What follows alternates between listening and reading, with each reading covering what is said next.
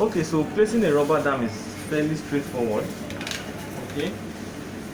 First thing you need to know about rubber dam placement, you want to know the armamentarium for a rubber dam. This is basically everything. So I will just work with what we have here. This is your rubber dam punch, as you can see. Rubber dam punch. It has holes where you actually place your rubber dam. The first hole, or the smallest hole, is for your anterior, for your lower anteriors. The second hole is for your upper anterior. The next one is for your premolars. The next two are for your premolars, and the last two are for your molars. Also for your pediatric teeth, you can also use these lower ones for the anteriors, and the premolars will serve as molars for primary teeth. But for permanent teeth, first two, lower and upper anterior, premolars and molars. This is your rubber dam punch. Use it to punch a hole in your sheet. This is also another rubber dam punch. And this is your rubber dam forceps. You use it to hold your clamp, your rubber dam clamp. Forceps, it has a locking mechanism, so it can be locked and unlocked. I think this is much better. This one, the locking mechanism works, so you can lock it at a particular point. And this is your rubber dam clamp. Hold on. This is the forceps. I'll use the forceps to take out the clamp here. Without the forceps, you can't really hold on to the clamp. Now this is your rubber dam clamp. Now if you look at this, they actually look different. There are two types of rubber dam clamp. You have the posterior rubber dam clamp and the anterior rubber dam clamp. Now how will you know the difference? What you have here, as you can see, this thing that goes around like this, we call it a bow. And then this part that comes here like this, we call it the wings. So a rubber dam clamp can either have wings or it can be wingless. So you can have a winged rubber dam clamp, you can have a wingless rubber dam clamp. Okay? Then this is an anterior rubber dam clamp. They have two bows. That's actually one of the ways you will know. That's the major way you will know between an anterior and a posterior clamp. So this is an anterior clamp. This is a winged anterior clamp.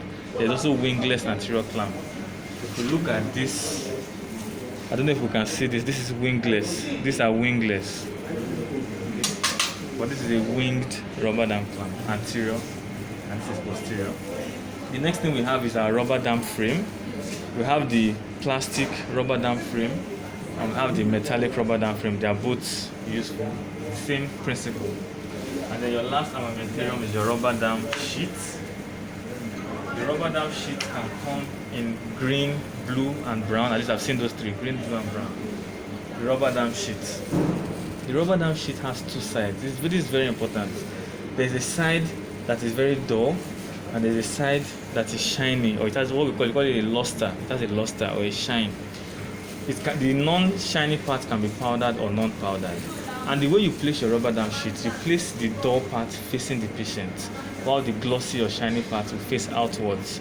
And it's very slippery, so if any water or fluid, whatever touches it, it can easily slide off.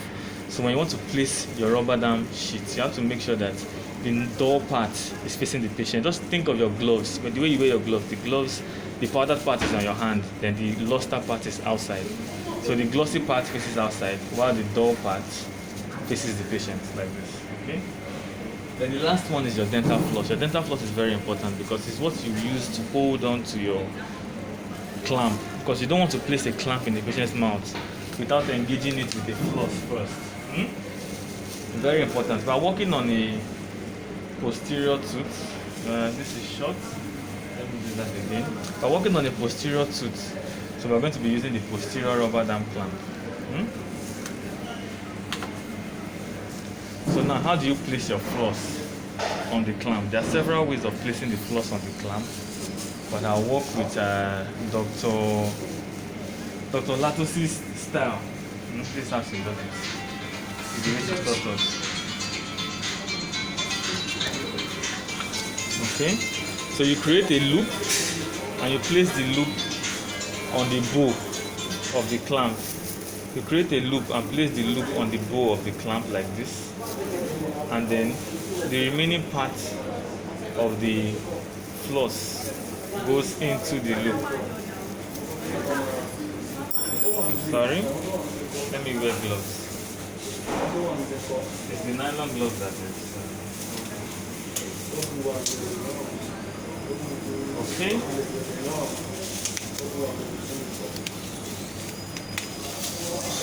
Let's do that. Your loop first. Hold the loop underneath like this. Underneath like this. Then the remaining part of the just goes in. And then you bring it out. The tube like this. I don't know if you got that. So not too tight, so it will be able to move, either ways. And then you can hold on to your clamp like this. So you place that there. The next thing you want to do, you want to note which part has the luster and which part is the dull part. This part is the dull part, this part is the shiny part. So the shiny part, now there's another part of the armamentarium that we don't have. We call it a rubber dam stamp. Some sheets come pre-stamped, and there are some sheets that come pre-stamped instead that they will have the markings of the teeth, and then there are some that you use a stamp. It's another armamentarium. Use a stamp to stamp the rubber dam sheet. So this is how the stamp normally goes. It tells you, because you don't want to just punch any hole on the sheet. You don't just punch any hole on the sheet. You punch the hole according to where you are working. So normally if it were pre-stamped, or if you had a stamp, it will have 8 here, then 1 here, then 8 here, then 1 here, 1 here, 8 here, like that. We are working on the 6, on tooth 16. That's the 6. So this is where you want to punch your hole, somewhere around here. Okay? So we are going to punch our hole using, we have to set the hole.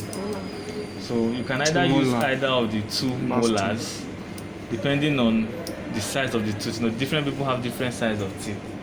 Okay, let me use the last one. Our teeth are a bit big, so we'll punch the hole now.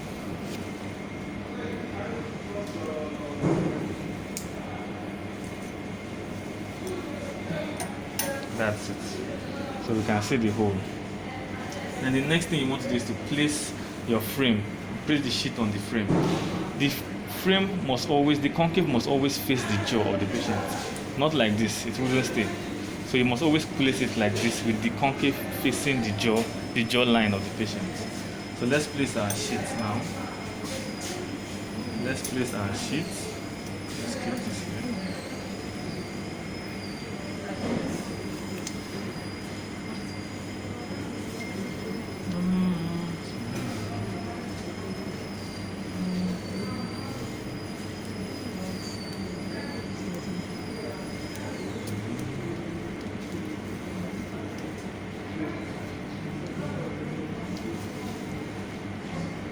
Just make sure that you engage.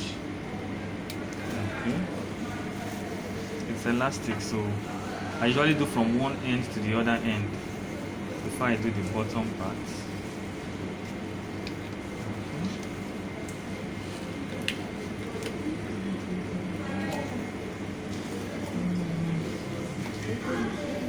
Then the last part over. Like that. So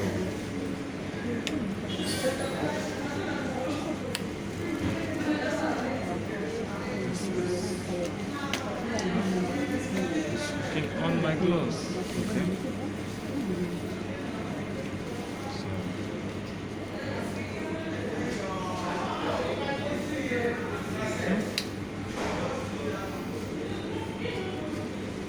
It's no longer sharp. It's supposed to be very sharp. If it is sharp, it will just hold it once without it dropping. It's no longer sharp. This is more or less it. This is more or less it. The plastic is less sharp than the metallic. That's why I chose this one. Okay. So this is where we are. This is the tooth you are working on. So the hole will be close to it. So you want to place, there are two styles of placing your rubber dam. You can either put the clamp first or you can put the sheep first. But I usually like to put the clamp first. So we're going to place the clamp in the patient's mouth next. This is the clamp. Now one thing you have to note when you're placing your clamp, you need to make sure that the bow is distal to the tooth you are working on. But I mean, let's see it in the patient's mouth. Okay, so let's rest your back. Sorry, I need to stay where I can video very well. Okay, so now as you can see, I've locked it open. You can close it or you can open it. So if you want to place it, you open it very wide and then you lock it so that you can have access to move it, anyhow it's comfortable for you. Open wide, man. Now remember, it's always best to give your patient LA before you place your rubber dam clamp. Okay, now you want to engage the tooth on both sides. I need to open it wider. Okay, so like I said, the bow must be distal to the tooth. We are working on this side, so the bow should be distal. You don't want to place it like this. You don't want to place it with the bow facing anterior. It must be facing posteriorly. So you are working on the posterior end? Yes. Like a class 2?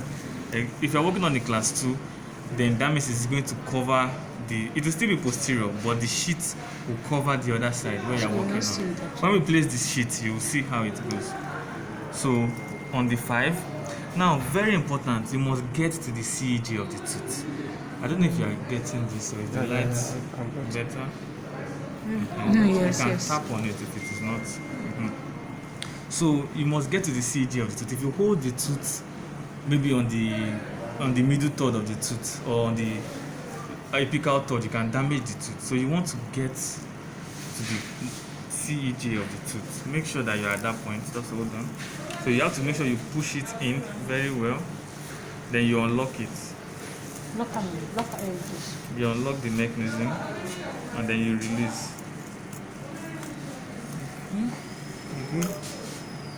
You see, if you look at it now, we didn't get it very well. It didn't sit very well.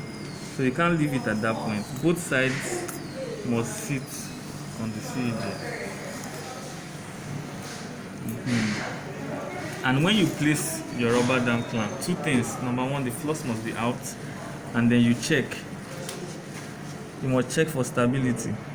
Make sure that it is stable before you continue. Very important. And as you can see, it's moving. The whole mount is moving. The clamp is not moving as a single element. Then we will now take our sheet. The sheet is elastic, so it can actually spread. Now there are different ways of placing it. But I like to engage the bow first, then I engage the wings. So make sure that you're using a sheet that hasn't expired, so that it wouldn't cut, so that it wouldn't tear. Because if it has expired, it won't be as elastic as it should be. See that click? That's how it's supposed to engage on all sides. So like this. So now you engage from the bow. Then once you've gotten the bow, the next thing you're looking for is the wings on both sides. Sometimes you may need to use a probe to help you engage. Yes. Yeah, there's a probe there, but let's see if it can enter without a probe. Let's see. Okay, so we have the wings on this side. Let me see the other side. I may need to use a probe, or let me see if I can manipulate it. Okay. Just there. Yeah, we have it. And the reason why it was a bit easy to manipulate this sheet was because the sheet is not expired. Assuming an expired sheet is have cut with all the way I was moving it. Yes, so as you can see, you have the tooth completely isolated. You can use, where's the tweezer? You can use the tweezer to help you adjust it, although we're only working on the 6. But you can just use your tweezer to help you adjust it in case it didn't engage the entire wings like that. So now you have your tooth isolated, and then you have your floss. The only way this will come off is if you use your forceps. If you to engage, yes. If you place your clamp well, this whole setup would not come off unless you use a forceps to take it out. And that's one thing that's important. There was a patient that was saying we placed the rubber dam like this, and then they had already cleared the forceps. The clamp did not come out of the patient's mouth. We had to go and look for forceps. That's the only way to come out. So there are two things you need to know. The suction. There are two suctions that you use when you're placing a rubber dam. You use a high vacuum suction and a low vacuum suction. The high vacuum suction, you use it outside the mouth. For example, if you're doing a root canal and you want to flush, you need something with a high vacuum while you're flushing to flush it out. But the low vacuum suction will hang in the patient's mouth. There's usually a space on the opposite side of where you're working. So the low vacuum suction will be sucking out saliva while you work. So the patient doesn't need to spit out. High vacuum outside the mouth, low vacuum inside the mouth.